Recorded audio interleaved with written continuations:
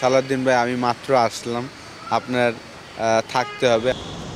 সমালোচনার পর সিনিয়র সহকারী কোচের পদ থেকে ইস্তফা দিতে চেয়েছিলেন মোহাম্মদ সালাউদ্দিন। শোনা গিয়েছিল সরে দাঁড়াবেন আয়ারল্যান্ড সিরিজের পরই, কিন্তু এখন ক্রিকেটাঙ্গনে ভিন্ন গুঞ্জন। চুক্তি অনুযায়ী নাকি 2027 বিশ্বকাপ পর্যন্তই থেকে যেতে পারেন মাসিক 10 লাখ টাকা বেতন পাওয়া কোচ।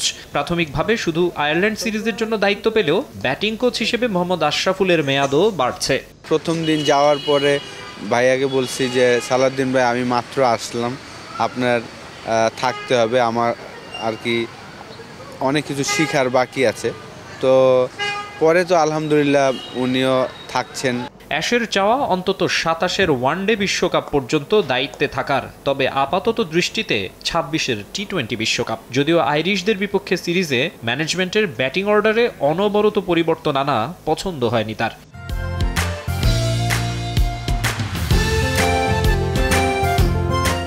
একটা পজিশনে আসলে 3টা প্লেয়ারকে খেলানো হয়েছে 3টা ম্যাচে।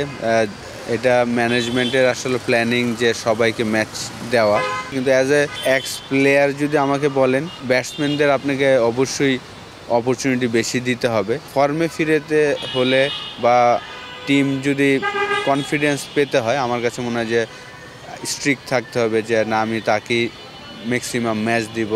স্কোয়াড নিয়ে মতবিরোধ ছিল টি-20 অধিনায়ক লিটন দাস ও প্রধান নির্বাচক গাজী আশরাফ হোসেন লিপুর। শামীম পাটোয়ারীকে শুরুতে না নেয়া কিংবা হুট করে মাহিদুল ইসলাম অঙ্কনকে নেয়া, আবার তাকে এক ম্যাচও না খেলানো, এসব ঘটনা ন্যাশনাল টিমে দ্বন্দ্বের আভাস দেয়। যদিও আশরাফুল বলছেন সবই আছে ঠিকঠাক। ড্রেসিং রুম পরিবেশ খুবই ভালো ছিল। প্রথম টি-20টা আমরা রেজাল্টটা আমাদের পরে আসেনি,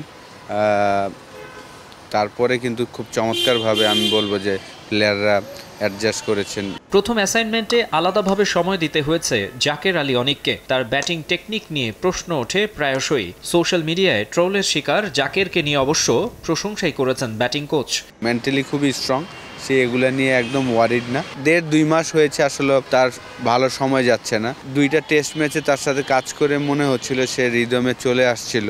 একটা ম্যাচ খেলেই আবার রেস্ট না দিয়ে যদি আরেকটু কন্টিনিউ করা যেত, তাহলে আমি শিওর যে সে আবার রাইট ট্র্যাকে চলে আসতো। বিপিএলে নিজেদের ঘাটতির জায়গাগুলো কাটিয়ে উঠবেন জাকের শামীমরা, বিশ্বাস আশরাফুলের। তো ওই লক্ষ্যটা আমাদের সবার মধ্যে আছে যে এইবার ওয়ার্ল্ড কাপে যেন আমরা ভালো করতে পারি। মাকসুম আলম খান, সময় সংবাদ, ঢাকা।